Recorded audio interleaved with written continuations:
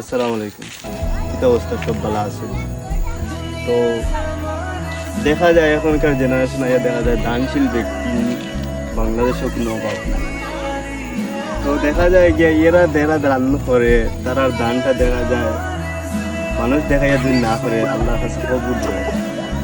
এক্ষেত্রে দেখা যায় প্রত্যেক মেসা হলে কইস যে কেউ যদি দান করা করো তোমার ডাইনাতে যদি দেয় বাংলাতে যেতে যাতে না দেয়। এখানকার জেনারেশন দেখে মানুষ যদি না দেখা তাইলে তারা দান করে একটা আল্লাহর কাছে কবুল করে। আবার তারাও একটা নামও আছে মানবতার। আবার যারা দানশীল ব্যক্তি আসল তারা কিন্তু দান করার ফলে অত তারা এসেছিও না। তো দেখা যায় এখনকার জেনারেশনও 5% মানুষ দানশীল ব্যক্তিও আসল, তারা দানশীল করে বড় দান করার পরে কিন্তু মানুষ ক্যামেরার সামনে লইয়া আয় না কিংবা ক্যামেরা ভিডিও করতেও চায় না। তো দেখা যায় যে আমরা এখনকার জেনারেশন আগার মনে হলো ওটাও বাংলাদেশে তো দানশীল ব্যক্তি আছে না আসল।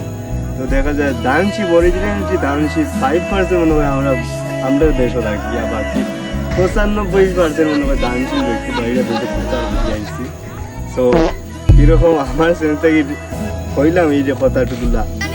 তো দেখবা এখনকার জেনারেশন এরকম অনেক মানুষ চাইবা দানশীল। ভালো থাকবা, আল্লাহ হাফিজ।